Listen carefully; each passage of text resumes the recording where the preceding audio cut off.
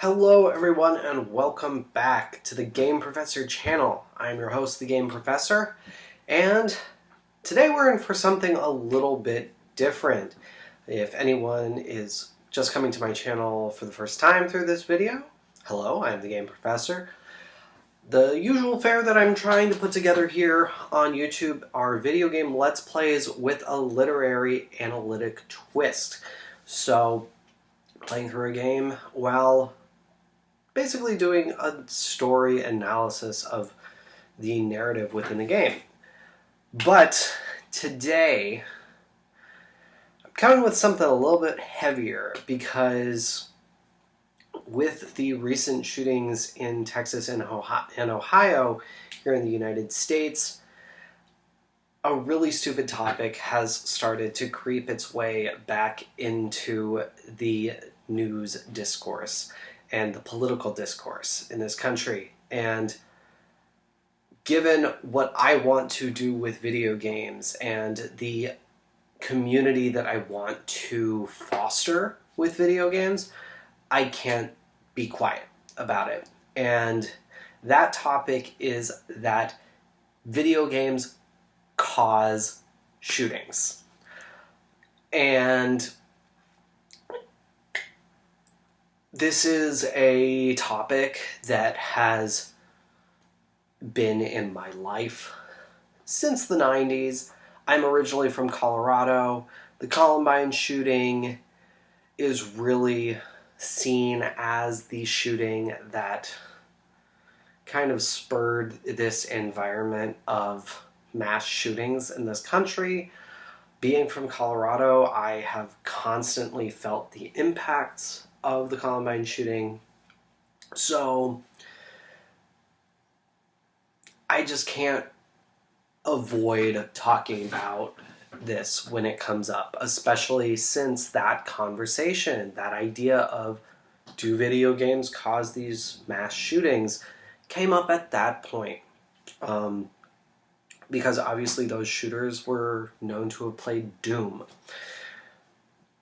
Now, obviously the kinds of games that people are playing now, especially the games that are biggest in the media right now, are very different from something like Doom. For the most part, what people are thinking about are games like Fortnite, League of Legends, Destiny, all of these multiplayer shooting games. I guess to a certain degree, the multiplayer Call of Duty games are still somewhat on the radar within this, but ultimately the esports type games that a lot of young people are getting into. And even the idea of those causing a shooting, just thinking about it, is asinine. And ultimately what it comes down to me, is this very hyper-focused, minimalistic view of what video games are.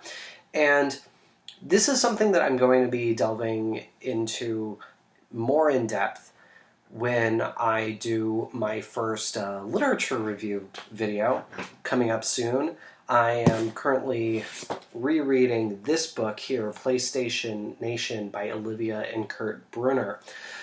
And I'm going to do a real deep dive into their perspectives on video games, video game addiction, that sort of topic. But I bring it up now because it was a TLDR of this book basically is they view games as this singular attention suck that, regardless of the violence within them, it is going to take all of your attention. It's going to become an obsession, and that obsession is going to take over the lives of children and ultimately lead them down a bad path. And that's really what the mindset behind this video games cause gun violence perspective is, but it also takes the idea of video games as a whole, video games, this macro concept that has so many different types of games, so many different genres, so many different gameplay styles, so many different ways of playing within a single genre, that the idea of them causing video games, this behemoth of a concept causing gun violence, is asinine. It's absolutely idiotic. And I want to break that down a little bit today. Because do we talk about racing games causing vehicular violence or vehicular problems?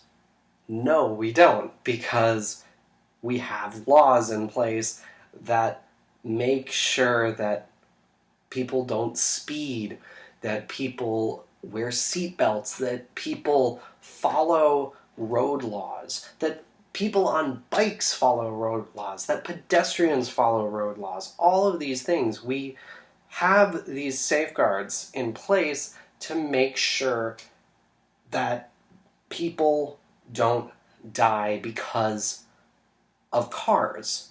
And racing games, playing a racing game, doesn't make people break those laws. We don't talk about racing games in relation to this, even though they are still video games.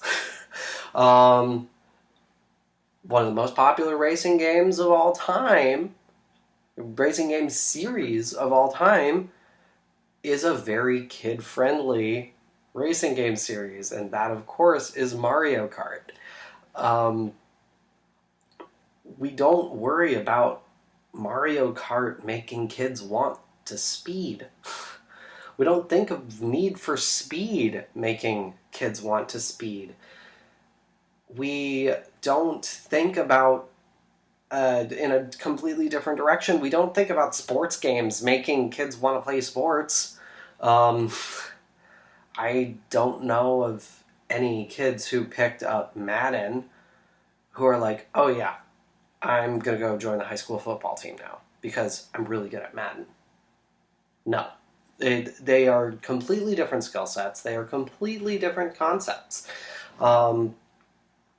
Just because something is simulated in a game does not mean it is going to have real-world consequences or real-world repercussions, whatever word you want to use. I'm unfortunately only thinking of bad words, or rather negative words, as I'm thinking about this because of the nature of this video games cause gun violence perspective. But back on topic, back to this idea of this behemoth of a concept of video games being whittled down into a singular concept. We don't think about certain games as games because they don't, or rather, I say we. When I say we, I mean the people who are making this argument about video games causing gun violence. They don't think about games that would contradict this concept in their definition of games. Let's think of The Sims.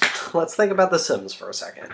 Now, there was a certain amount of controversy surrounding The Sims in the way that you can kind of live you can make your Sims live a really ridiculous and unrealistic life.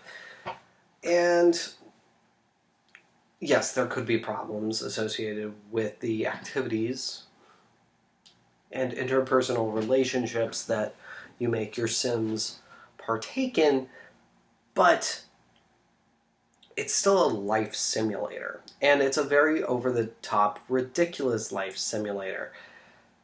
For the most part, it's not a game that comes up much in conversation because ultimately it's not that controversial.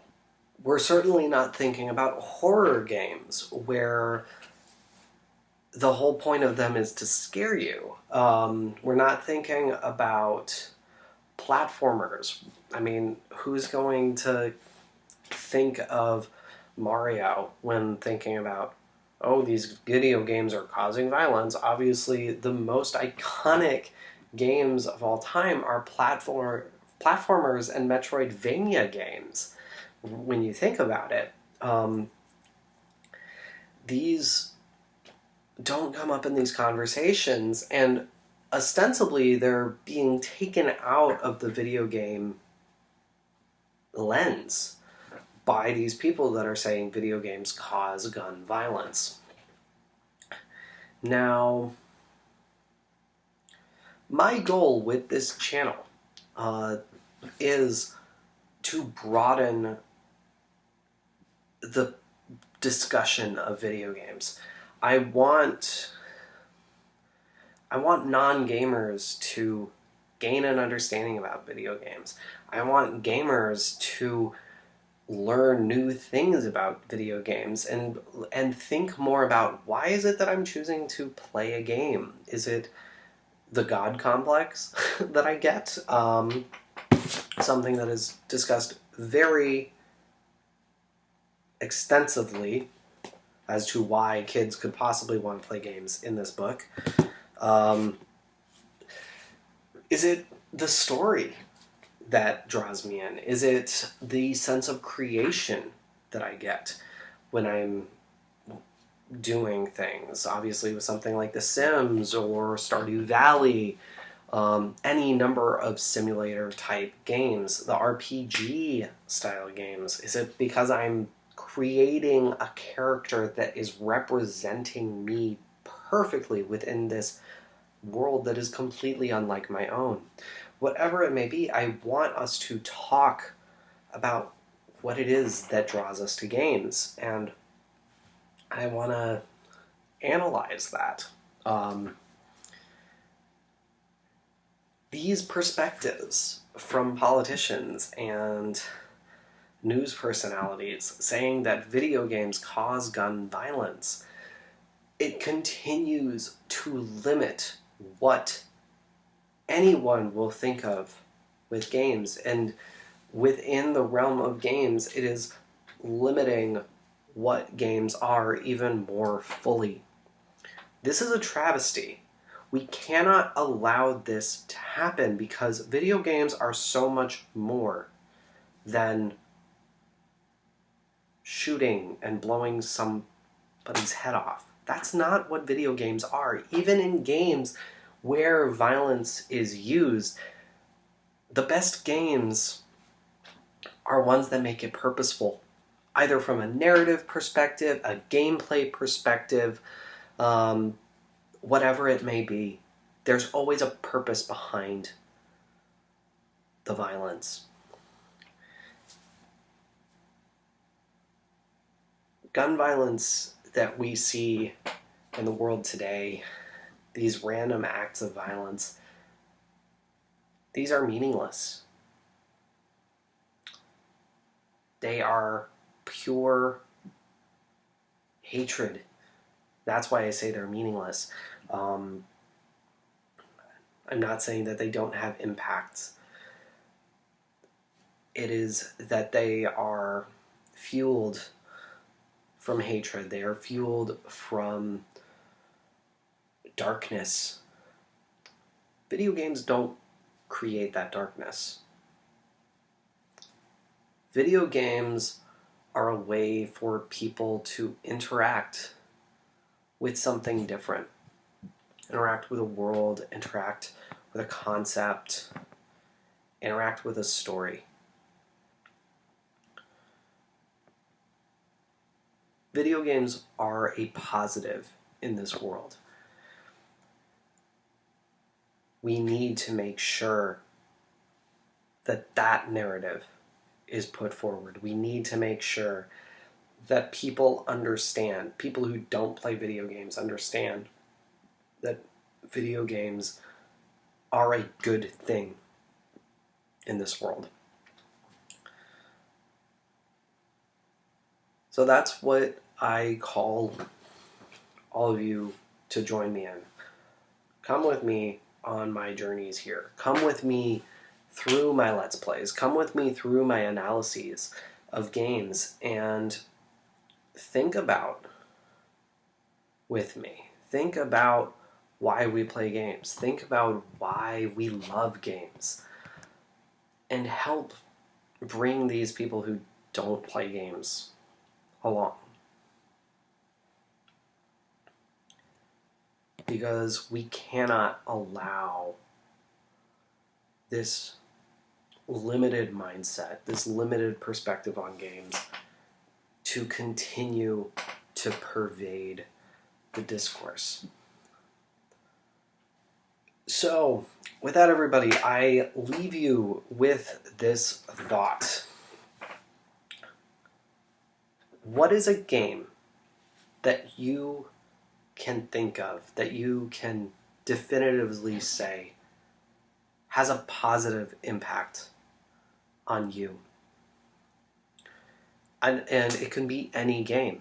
If anything, I want there to be a wide range of types of games. Please, after this video, let me know down in the comments what game has had a positive impact on you. For me, so many games have had a positive impact on me. Right now, because I'm playing it right now just in my free time, I'm going to mention Oblivion, Elder Scrolls 4. And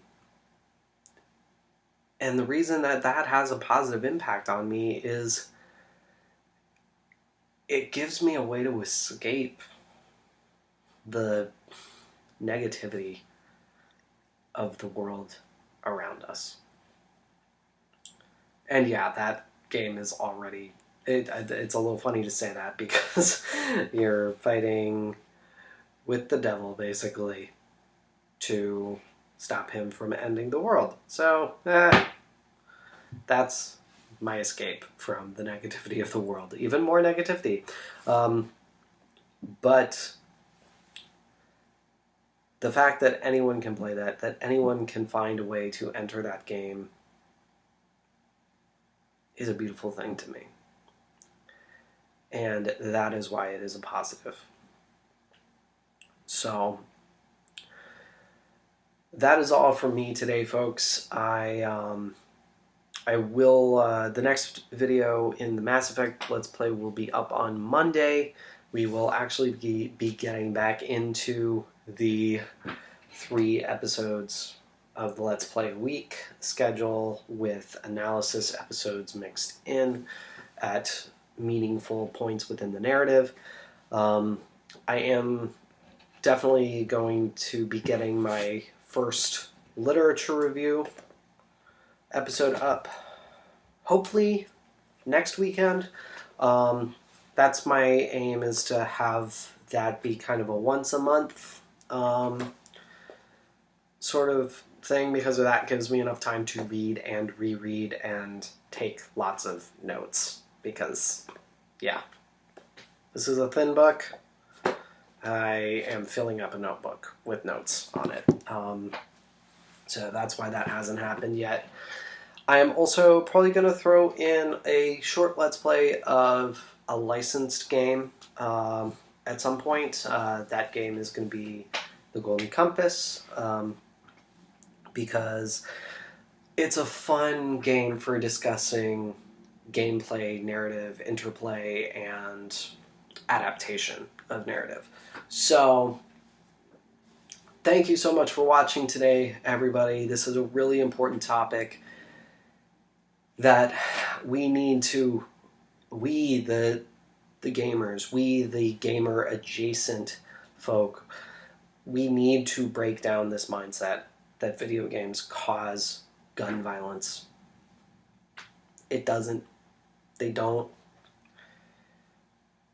Bad people with access to guns cause gun violence. And the quicker we get that through our skulls as a society, the better off we'll be. But again, let me know down in the comments below what games have had a positive impact on your life. And I will see you Monday for the next episode of Mass Effect. But until then, everybody, this is your game professor signing off. As always, keep thinking critically about your games. I will see you next time.